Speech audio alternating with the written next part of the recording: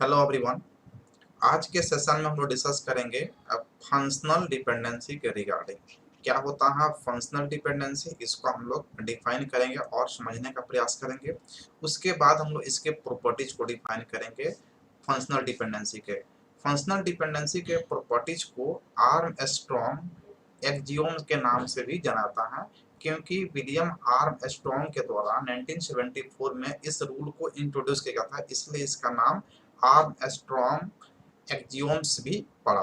और इसी को हम लोग इन्फेरेंस रूल्स के नाम से जानते हैं। तो ये सभी इसके नाम से हैं जिसको हम लोग प्रॉपर्टीज ऑफ फंक्शनल डिपेंडेंसी में डिस्कस करेंगे।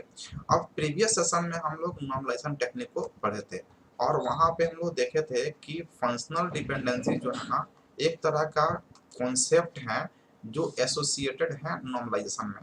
और नॉर्मलाइजेशन में हम लोग क्या करते हैं कि डुप्लीकेट वैल्यू को रिमूव करते हैं।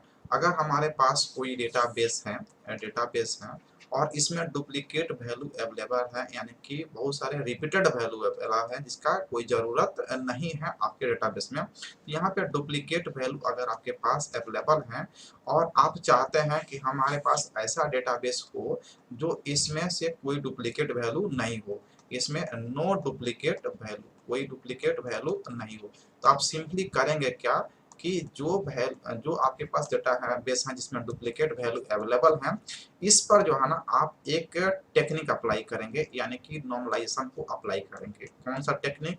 तो नॉर्मलाइजेशन टेक्निक को जो है ना आप इसमें अप्लाई कर देंगे। तो नॉर्मलाइजेशन टेक्निक क्या करता है कि जो डुप्लीकेट वैल्यू है उसको रिमूव कर देगा या फिर रिड्यूस कर देगा। अगर रिमूव नहीं हो सकता है तो उसको मल्टीपल छोटे छोटे टेबल में डिवाइड करके और जो रिडंडेंसी है डुप्लीकेट वैल्यू का उसको रिड्यूस करने का काम करता है नॉर्मलाइजेशन। और जो इसमें हम लोग पढ़ते हैं फंक्शनल डिपेंडेंसी जो है ना एक बहुत ही बेहतरीन कॉन्सेप्ट है जो एसोसिएटेड है नॉर्मलाइजेशन में। अब ये काम कहाँ पे आता है फंक्शनल डिपेंडेंसी, उसको हम लोग देखते हैं। जैसे हम लोग पढ़ते हैं टाइप्स ऑफ नॉर्मल फॉर्म, जिसको हम लोग पढ़े प्रीवियस सेशन में हम लोग देखे कि ये 6 जो है ना नॉर्मल फॉर्म्स होते हैं। First NF, second NF, third NF, BC NF, four NF और फिफ्थ एनएफ। अब इन सभी में कुछ डिपेंडेंसी होते हैं और वो डिपेंडेंसी होते हैं फंक्शनल डिपेंडेंसी, यानी कि जो डिपेंडेंसी होते हैं उसको हम लोग फंक्शनल डिपेंडेंसी के नाम से जानते हैं। और फंक्शनल डिपेंडेंसी ऑलवेज एट्रीब्यूट्स के बीच में आता है। और एट्रीब्यूट्स हम लोग जानते हैं कि जो टेबल में जो कॉलम होते हैं उसको हम लोग एट्रीब्यूट के नाम से जानते हैं। तो जैसा कि यहाँ पे आप देख पा रहे हैं अलग अलग नॉर्मल फॉर्म। तो अगर कोई भी आपके पास डेटाबेस है उसमें डुप्लीकेट वैल्यू है और उनसे डुप्लीकेट वैल्यू को अगर आप रिमूव कर देते हैं तो आपका जो डेटाबेस है, जो टेबल होगा, वो फर्स्ट नॉर्मल फॉर्म में आ जाएगा। तो फर्स्ट नॉर्मल फॉर्म में अगर कोई भी टेबल है, इसका मतलब है उसमें कोई भी डुप्लीकेट वैल्यू नहीं है। अगर सेकेंड नॉर्मल फॉर्म में आप उस टेबल को ले जाना चाहते हैं तो वहां पे आपको रिमूव करना पड़ेगा पार्शियल डिपेंडेंसी, यानी कि पार्शियल फंक्शनल डिपेंडेंसी को रिमूव करना पड़ेगा। तो यहाँ पे फंक्शनल डिपेंडेंसी एक कॉन्सेप्ट आता है। इसका मतलब ये है कि जो हम लोग नॉर्मल फॉर्म्स पढ़ेंगे तो नॉर्मल फॉर्म्स को पढ़ने के पहले हम लोग को पार्शियल डिपेंडेंसी के कॉन्सेप्ट को समझना होगा, उसके जो इम्पोर्टेंट प्रॉपर्टीज है उसको समझना होगा, तब जो है ना हम लोग नॉर्मल फॉर्म को अच्छे से समझ पाएंगे। अगर आपको थर्ड नॉर्मल फॉर्म में आप टेबल को ले जाना चाहते हैं तो वहां पे ट्रांजिटिव फंक्शनल डिपेंडेंसी को रिमूव कर दीजिए। बीसीएनएफ में कोई भी रिडंडेंसी नहीं होता है, ये रिडंडेंसी से फ्री होता है। फोर एनएफ में आपको जाना है तो आपको मल्टी वैल्यूड एट्रीब्यूट को रिमूव करना होगा और फिफ्थ एनएफ जाना होगा तो ज्वाइंट डिपेंडेंसी को आपको रिमूव करना होगा। तो ये डिफरेंट डिफरेंट फंक्शनल डिपेंडेंसी है जिसको हम लोग इसके क्लासिफिकेशन में पढ़ेंगे। लेकिन उससे पहले हम लोग पढ़ेंगे फंक्शनल डिपेंडेंसी, यानी कि नॉर्मल फॉर्म्स में किसी भी टेबल को हम लोग चेक करेंगे कि कोई भी टेबल जो हमको दिया गया है, कोई भी रिलेशन दिया गया है, वो रिलेशन किस नॉर्मल फॉर्म में है तो हमें कैसे पता चलेगा। तो उसको पता करने के लिए हम पता करेंगे फंक्शनल डिपेंडेंसी। और फंक्शनल डिपेंडेंसी के जब हम लोग डिफरेंट डिफरेंट टाइप्स को पढ़ेंगे तो वहां से डिफरेंट डिफरेंट टाइप्स में हम लोग देखेंगे कि किस नॉर्मल फॉर्म में कौन सा टेबल जो है ना जा रहा है। तो सबसे पहले डिस्कस करते हैं यहाँ पे फंक्शनल डिपेंडेंसी के कॉन्सेप्ट को। तो फंक्शनल डिपेंडेंसी क्या है? एक बहुत ही इंपॉर्टेंट कॉन्सेप्ट है जिसका एसोसिएशन होता है किसके साथ? नॉर्मलाइजेशन के साथ, यानी कि नॉर्मलाइजेशन के साथ एसोसिएटेड है कौन? फंक्शनल डिपेंडेंसी का कॉन्सेप्ट। ये क्या है? तो एक तरह का मेथड है, यानी कि फंक्शनल डिपेंडेंसी एक तरह का मेथड है जो डिस्क्राइब करता है रिलेशनशिप बिटवीन एट्रीब्यूट्स। एट्रीब्यूट्स के बीच में किस प्रकार का रिलेशन एस्टैब्लिश हो रहा है, उस रिलेशन को बताने का काम कौन करता है? Functional dependency. जैसे कि हमारे पास एक टेबल है और इस टेबल में 4 एट्रीब्यूट्स दिए गए हैं। हम लोग जानते हैं कॉलम को एट्रीब्यूट्स कहा जाता है और रो को टपल कहा जाता है। तो रोल नंबर एक एट्रीब्यूट्स है, नेम भी एक एट्रीब्यूट्स है, ब्रांच भी एक एट्रीब्यूट्स है और एज भी एट्रीब्यूट्स है। अब यहाँ पे अलग अलग जो एट्रीब्यूट्स हैं, तो अलग अलग एट्रीब्यूट्स में किस प्रकार का रिलेशन है उसको बताने का काम कौन करता है? Functional dependency. जैसे फर्स्ट एट्रीब्यूट है, अगर फर्स्ट एट्रीब्यूट हम इसको कंसीडर करते हैं ए और सेकंड को बी कंसीडर करते हैं, थर्ड को सी और इसको डी कंसीडर करते हैं, तो हमारे पास पूरा एट्रीब्यूट्स हो गया। तो यहाँ पे ये एट्रीब्यूट्स डिटरमाइन कर सकता है बी को, क्योंकि ये रोल नंबर है और जब हमारे पास किसी भी स्टूडेंट का रोल नंबर मिल जाता है तो उसका नाम हम इजिली फाइंड कर सकते हैं। तो इसको हम लिख सकते हैं roll number determine name. Roll number name को डिटरमाइन कर सकता है। अब यहाँ पे जो एरो दे रहे हैं, that arrow represent the functional dependency, यानी कि ये एरो ही बता रहा है फंक्शनल डिपेंडेंसी को और ये बता रहा है कि ये क्या है? डिटरमिनेंट है। ये क्या है? डिटरमिनेंट है जो बी को डिटरमाइन कर सकता है कभी भी। और बी क्या है? डिपेंडेंट है ए पर, डिपेंडेंट है। बी ए को डिटरमाइन नहीं कर सकता। जैसे कि आपके पास नेम है किसी स्टूडेंट का, तो उसका रोल नंबर फाइंड करना डिफिकल्ट है, क्योंकि हो सकता है कि उस नाम का कोई और भी स्टूडेंट उस क्लास में अवेलेबल हो। तो वहां से नेम से यूनिकली हम लोग किसी रोल नंबर को आइडेंटिफाई नहीं कर सकते हैं, लेकिन रोल नंबर से हम लोग यूनिकली किसी भी स्टूडेंट को आइडेंटिफाई कर सकते हैं। तो यहाँ पे इस तरह का जो रिप्रेजेंटेशन होता है इसको हम लोग बोलते हैं फंक्शनल डिपेंडेंसी। अगर बात करें कैसे रिप्रेजेंट करते हैं, तो functional dependency is denoted by arrow, यानी कि इस एरो से हम लोग फंक्शनल डिपेंडेंसी को रिप्रेजेंट करेंगे। जैसे यहाँ पे हमारे पास दो एट्रीब्यूट्स ए एंड बी हैं, तो इसको रिप्रेजेंट करेंगे ए डिटरमाइन बी। ए डिटरमाइन बी, इसको पढ़ेंगे ए डिटरमाइन बी, और इसको हम लोग यहाँ पे देखेंगे कि ए क्या है? डिटरमिनेंट है किसका? बी का, यानी कि बी को फाइंड करने वाला कौन है? ए है। और बी डिपेंडेंट है ए का, क्योंकि बी किस पे डिपेंड कर रहा है? ए पे डिपेंड कर रहा है। तो इसके डिफिनीशन को हम लोग देखें फंक्शनल डिपेंडेंसी को, अगर इसके डिफिनीशन को अगर आप समराइज करके देखते हैं तो आप देखेंगे कि यह एक इम्पोर्टेंट कॉन्सेप्ट है जो एसोसिएटेड होता है नॉर्मलाइजेशन से, और यह एक मेथड है जो एट्रीब्यूट्स के बीच के रिलेशन को डिस्क्राइब करने का काम करता है। इसको एरो से हम लोग रिप्रेजेंट करते हैं। अगर दो एट्रीब्यूट्स हैं तो उसको लिखेंगे, हम लोग रिप्रेजेंट करेंगे ए डिटरमाइन बी, जहाँ पे ए क्या है? डिटरमिनेंट है और बी क्या है? डिपेंडेंट है।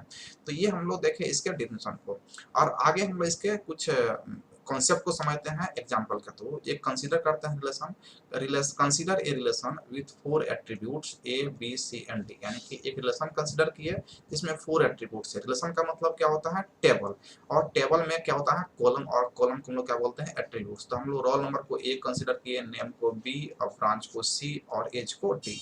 4 एट्रीब्यूट्स हमारे पास अवेलेबल हैं। अब यहाँ पे एक रिलेशन में कहा जा रहा है कि A determine B C and D.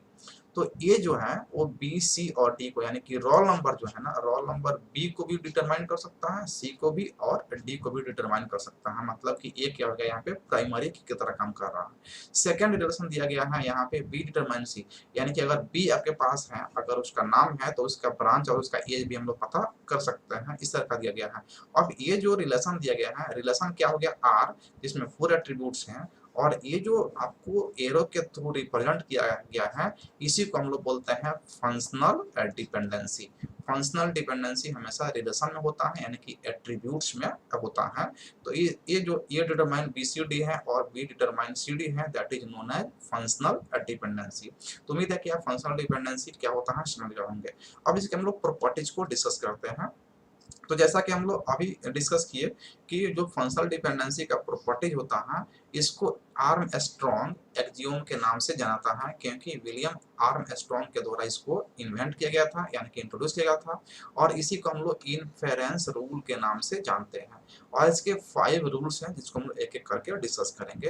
अब यहाँ पे इसको इंट्रोड्यूस किए थे 1974 में विलियम आर्मस्ट्रॉन्ग के द्वारा इसको इंट्रोड्यूस किया गया था रिलेशनल डेटाबेस के लिए फंक्शनल डिपेंडेंसी के प्रॉपर्टीज के रूप में, जिसके हम लोग जानते हैं। इसको अप्लाई करके हम लोग सेट ऑफ फंक्शनल डिपेंडेंसी से कुछ अदर मिलकर फंक्शनल डिपेंडेंसी को ड्राइव कर सकते हैं। कैसे ड्राइव करेंगे हम लोग आगे डिस्कस करेंगे। The functional dependency has 5 types of inference rule, यानी कि फंक्शनल डिपेंडेंसी के पास 5 तरह के इन्फेरेंस रूल है, या आप कह सकते हैं फंक्शनल डिपेंडेंसी के पास प्रॉपर्टी है जो 5 हैं, और वो इस प्रकार से। पहला है रिफ्लेक्सिव रूल, सेकंड है एगमेंटेशन रूल, थर्ड है ट्रांजिटिव रूल, फोर्थ है यूनियन रूल और फिफ्थ है decomposition rule. Reflexive, augmentation, transitive, union और डीकंपोजिशन रूल यहाँ पे दिए गए हैं।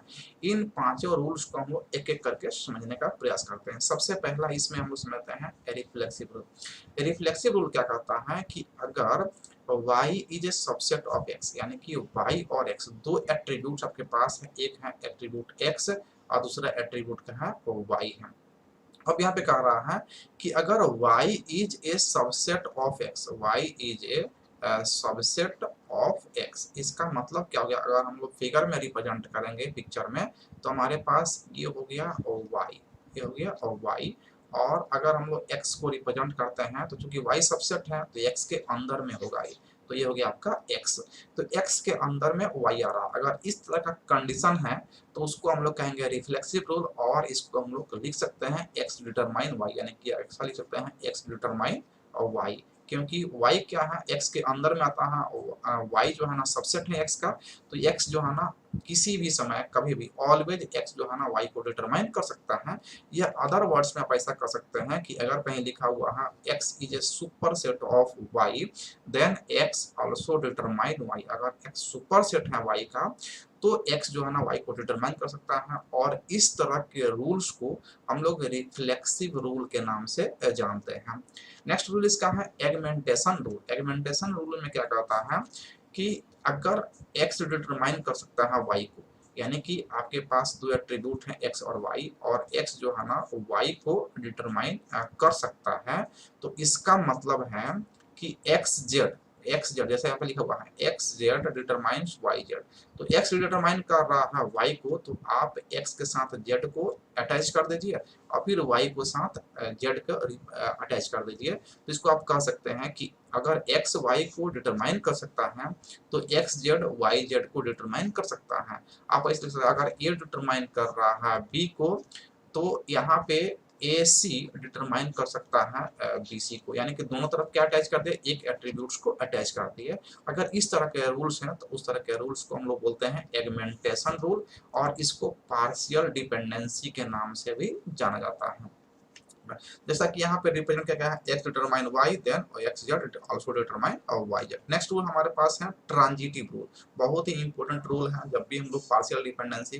ट्रांजिटिव रूल यानी कि हम लोग नॉर्मल फॉर्म्स पढ़ेंगे और वहाँ पे टेबल को चेक करना होगा कि किस नॉर्मल फॉर्म में है, तो वहाँ पे ट्रांजिटिव रूल जो है ना बहुत इंपॉर्टेंट रोल प्ले करता है। इसको हम लोग समझते हैं। यहाँ पे कहा जा रहा है in the transitive rule if x determine y, transitive rule कह रहा कि अगर x डिटरमाइन कर रहा है y को एंड y डिटरमाइन z, और y डिटरमाइन z, यानी कि x y को डिटरमाइन कर रहा है, यानी कि हमारे पास यहाँ पे तीन एट्रीब्यूट्स हैं x y और z, तीन एट्रीब्यूट्स हैं, और तीनों एट्रीब्यूट्स में कह रहा है कि x जो है ना y को डिटरमाइन कर रहा है और y जो है ना z को डिटरमाइन कर रहा है।